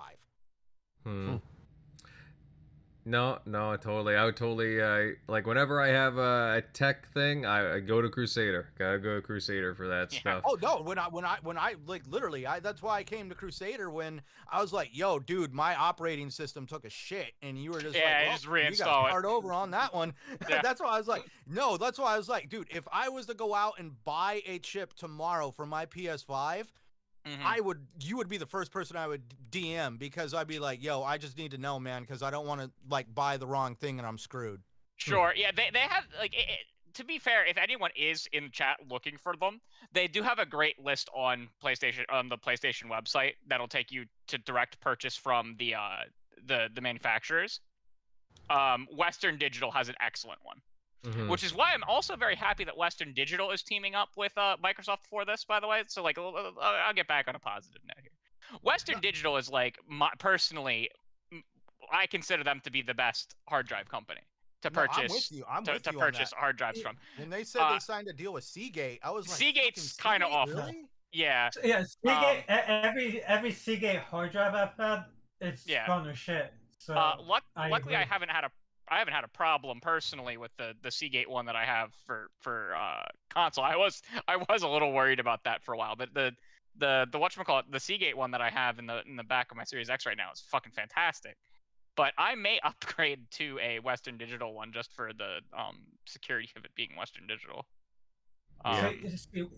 What I'm using right now is I've got two external 4 terabyte external hard drives connected to the Xbox, and I just use it as a cold storage and just I have a 1 terabyte the Seagate one, then I have two 2 terabyte Samsung USB 3.2 externals that I use. I put the backwards compatible games on it because they can run off of it. Yeah. And there are certain games that are flagged as Xbox Series X and S games that you can actually put on external and run off of them. Mass Effect is one of them because Mass Effect's not actually optimized for the Series X and S, even though it says it is. It supports smart delivery to only deliver Mass Effect 1 when you're first downloading it. That way you can get in and play instantly. But that makes it flagged as an Xbox Series X and S game, even though it can run straight up off of the external hard drive, no problem. So if anyone here is looking to free up space on their internal and they have an external, move Mass Effect off because it doesn't need to be on it. Good. All right. Good tip. Good tip. Now MLD, I'm curious, like what, like, you know, we've had like Seagate for the past 2 years, and you know, I was kind of hoping to see some more companies come in. Like, are you happy to see like again Western Digital or possibly more come for a storage space for the Series X and S? Well, I do think it is about time. Only having one provider seemed a bit odd, but now Xbox, yeah, they're all about options, and this is more options. So yeah, we all win in the end. But to me, this was always like a non-issue to me. I just delete my games. I never had the need to expand my storage. If I'm filling up, I look at the games I have currently installed. I just see, oh well, I don't really realistically see myself playing this game. I'll delete it for now. That's just how I operate. I don't see the point in getting these things. Unless you really want to have the convenience of having every game you have at like available to play at a touch of a button, I just delete my games. So I have 135 games installed on my Series X right now. Maybe for you it would be beneficial, but for me, I just delete my games that I don't see myself playing for a bit. So, but yeah, overall it's good news. So I mean, good on Xbox for getting this. Agreed. Yeah, no, I like seeing the options, guys, honestly, and I know that this is an official announcement, but again, I'm just looking at it now. Yeah. I mean, it's definitely a real product. Like, there's no question that that's a real product. Oh no, I can tell. Like, I see it's definitely official, but yeah, this is gonna make things get really competitive during the holiday season and everybody's doing sales, because the problem is with proprietary stuff is you get that Nintendo effect where they don't really put stuff on sale very often. And now that I'm really excited that I'm hoping this holiday season we're going to see some really aggressive competitive pricing on these chips from both companies. I'm really just hoping we see a baseline price drop, because for the speeds that they operate at and like what's in them, they should not be the prices that they are to begin with, even with it being a proprietary form factor. Like, that was the most annoying part of all of this to me, is like there's no reason that like a faster double the size NVMe should be like under the price of the 1 terabyte. Yeah. That's like the most frustrating part of all this to me, is just that like the Seagate one is so expensive for no reason. Yeah. And didn't the Foundry do a test with a regular NVMe, and it did the same speeds, right? Yeah, they basically hacked one in. They used the connector of the uh they used the connector for the proprietary it's technically an SD card of some kind. I forget what the actual term for it is called. Um they took the flash memory out of it and basically soldered an NVMe to it and plugged it into the Xbox, and they were able to get the same speeds with it, which was yeah, it was really interesting to see. Um, it, I almost wish they'd come up with a solution that is like the connector, but then you can like a chassis that you can wire an NVMe to. I mean, I wish they would also allow USB NVMEs if they can register over a certain speed to be used, because the USB bus on the console is fast enough that it could match the speeds of the of the external NVMe. So like I wish that like if I had a USB NVMe, I could use that as well. See, that's what But I wish is I wish they would make it to where there was, because like how you do with like a hard drive enclosure for like a PC, where you can buy an external enclosure and have like an external NVMe yeah, enclosure and put the chips in there and then hook it up with a USB onto the console and make it to where you can have like 2 or 3 of those chips inside that enclosure and you would yep. be able to build And a sick ass I freaking hard drive. I go back and forth as to whether this should be possible, because technically the USB bus is very fast. However, the one unique thing about like an NVMe hard drive, whether it's on Xbox, on PlayStation, or in a computer, is the NVMe is connected directly to the CPU through the bus. It doesn't say, because like a SATA hard drive, like if you have like your standard hard drive in your computer, is not directly connected to your CPU. It has to go through a bus. But NVMEs are unique in that they do directly connect to your CPU. And so I go back and forth as to whether or not the USB would actually be able to function properly with it, but I really wish they could come up with a solution to allow it to work. Because in theory, the bus is fast enough, but there's some functionality that might be lost because it doesn't communicate directly with the CPU. It communicates, like there's a layer between. So. Hmm. Good to know. Good to know. Again, I always learn something new with you guys each time you're on. It's always something. Well, yeah, yeah, because I mean, you got your 3 types of hard drives, right? You got your spinning disk HDD, Mm-hmm. right? That's the old school. That's what the old Xbox Ones had.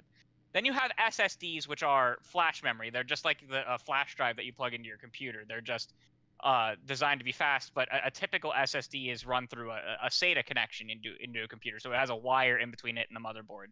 And an NVMe plugs directly into a slot on the motherboard. Xbox is doing it in a unique way in that the port on the back of your computer is actually directly connected to the motherboard and not like a step in between.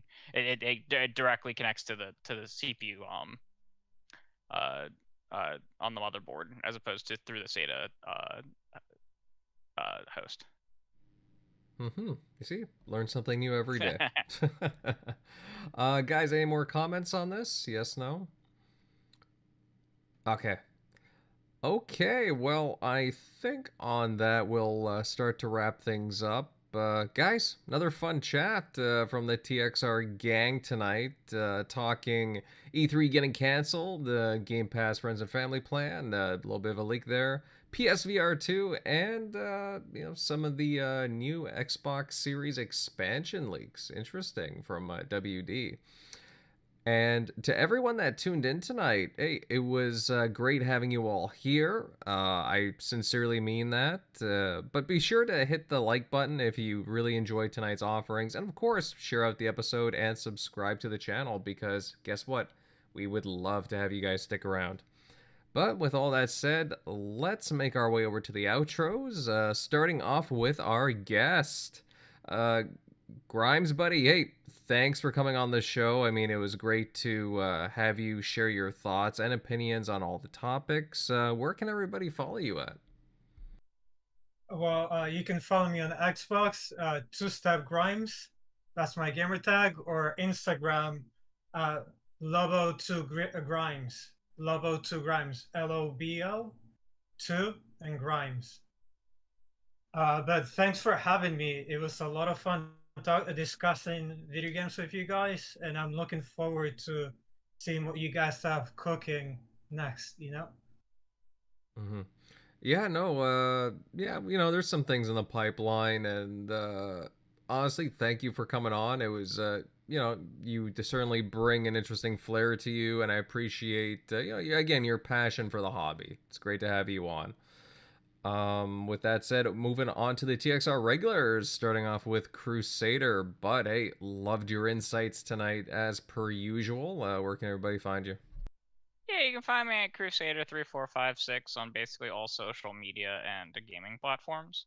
And currently, if you are interested in Skyrim modding content, I'm going to be covering quite a bit of it on Twitter. You heard the man.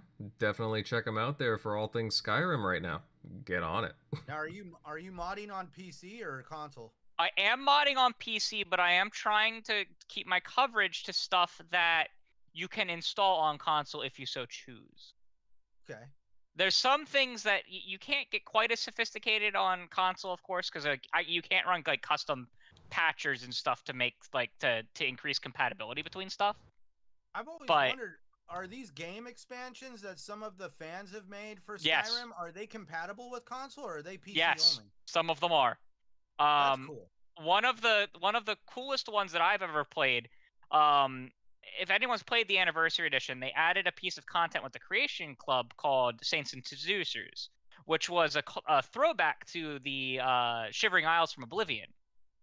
Well, this group of people made a fully voice-acted New Lands region where you go back to Sheogorath's realm of Oblivion called the Shivering Isles, and they completely override the Creation Kit content, but like it's like a full expansion of it, right? So like the basic characters that Creation Kit content implemented are just fully expanded and voice acted, and it's incredible. And it's on Xbox.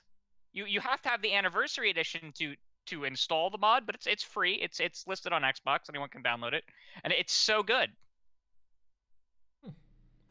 Now you got me interested. All right, I might have to check that out. All right, thanks, Crusader. And moving on next to Centurion, buddy pal. Hey, I thought you were on fire tonight as well. Where can everybody find you?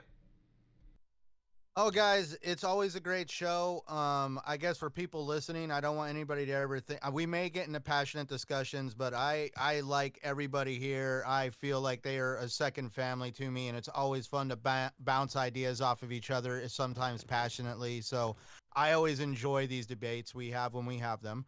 Oh yeah, same here. Same here. Dude, that's what I mean. Like, dude, could you imagine if literally your entire life was an echo chamber and everybody just agreed with you? Oh my God. It'd be terrible.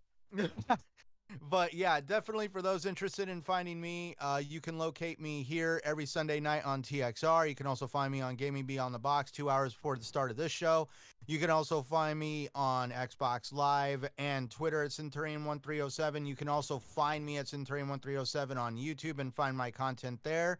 And yeah, till next Sunday, guys, it's been great. Indeed. Moving on to the General, the man, General MLD. Buddy, hey, you had yourself quite a show as well. Where can all these fine, lovely people follow you at? Oh, thank you. You guys can find me at MLD Ghost on Twitter, gamertag Ghost MLD. And yeah, this was a great chat. Yeah, I'm looking forward to the next one. Xbox, they just keep it coming. Agreed, my friend. And of course, I'm Invader. You guys can find my content on YouTube at Invader Gaming. Been putting out some Atomic Heart stuff, some different unboxings. Hopefully, have an unboxing video out for you maybe in a couple of days or so for a game. I'll leave that hint there. Special edition of a game. Otherwise, guys, again, fun chat for this one, and we're already looking forward to the next one. So, hope you have a good one. Later, folks.